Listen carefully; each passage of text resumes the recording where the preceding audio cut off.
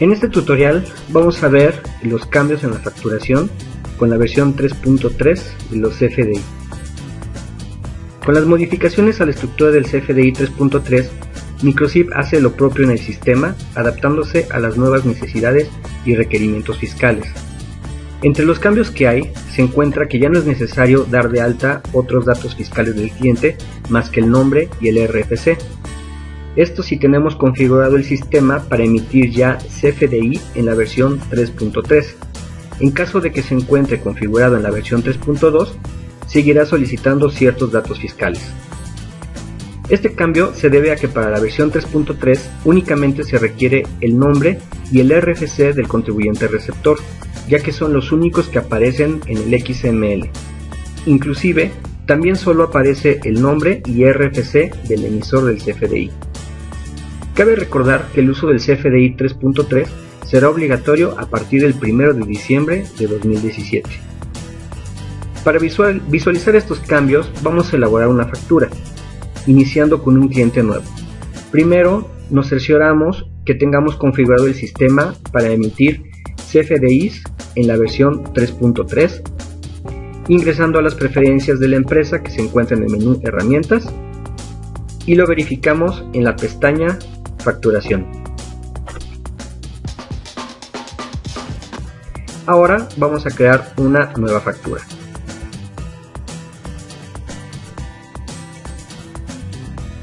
Daremos de alta a un nuevo cliente haciendo clic con el botón derecho del mouse sobre el campo Nombre y seleccionando Nuevo cliente. Aquí simplemente capturaremos el nombre y el RFC del cliente y, si lo deseamos, una clave para identificarlo.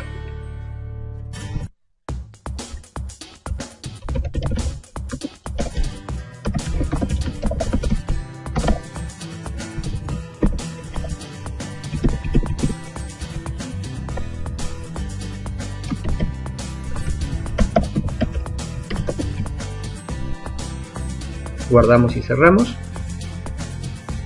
y no nos pide ningún dato adicional. En la versión de Microchip 2017, antes de la actualización donde se incorpora la versión 3.3 de los CFDI, se empezaron a incorporar ya algunos campos que serían necesarios para esta nueva versión, como son el lugar de expedición,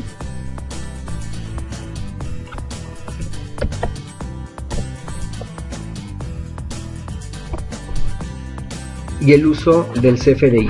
En el caso del lugar de expedición, estos datos se toman de dos lugares: de la información capturada al crear la base de datos de la empresa, que corresponderá a la matriz, y de todos aquellos almacenes que tenían habilitada la casilla de usar almacén como sucursal en CFDI, asignándole el mismo nombre y datos fiscales que contenía el almacén. No se requiere dar de alta nuevos lugares de expedición, a menos que nosotros realicemos un alta ante el SAT de establecimientos y o sucursales. En caso de un cambio de domicilio fiscal, solo tendríamos que actualizar los datos. El uso del CFDI corresponderá al uso que le dará el comprobante fiscal el receptor. El SAT en su portal nos indica que en caso de que se registre una clave y esta finalmente resulte distinta a la que corresponda al uso del CFDI que le dará el receptor del comprobante, no será motivo de cancelación, así como tampoco afectará para su deducción o acreditamiento de impuestos.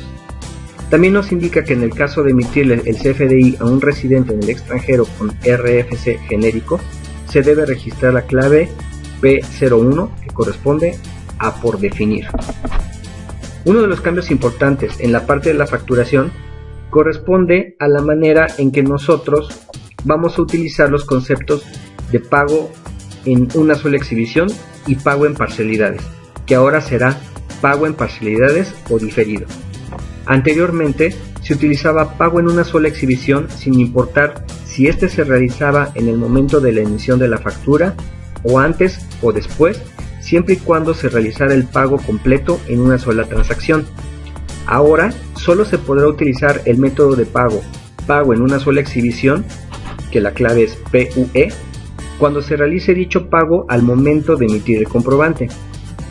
Para el caso en que se emita el comprobante y con posterioridad se vaya a liquidar en un solo pago el saldo total o en varias parcialidades, deberá utilizarse pago en parcialidades o diferido con la clave SAT PPD, y en caso de que al momento de la operación se realice el pago de la primera parcialidad, se deberá emitir el comprobante por el monto total de la operación y un segundo comprobante con el complemento para recepción de pago por la parcialidad, el cual se deberá realizar desde el módulo de cuentas por cobrar.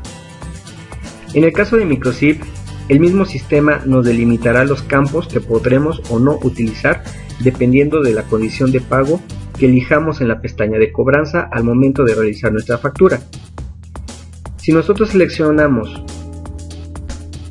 una condición de pago que sea de tipo contado, es decir, con un plazo de 0 días y un pago al 100%, el sistema nos pondrá como método de pago en una sola exhibición y nos permitirá seleccionar una forma de cobro. Es importante resaltar que ya no se pide que se indiquen los 4 últimos dígitos de la cuenta con la que se realizó el pago.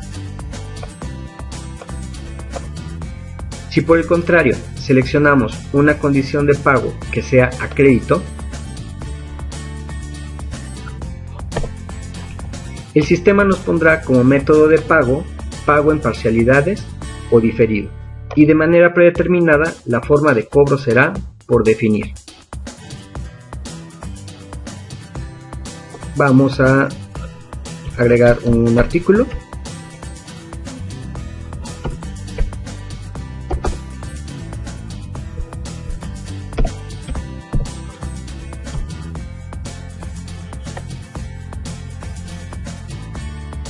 Lo guardamos. Siempre el sistema nos mostrará algunos mensajes cuando nos haga falta agregar cierta información.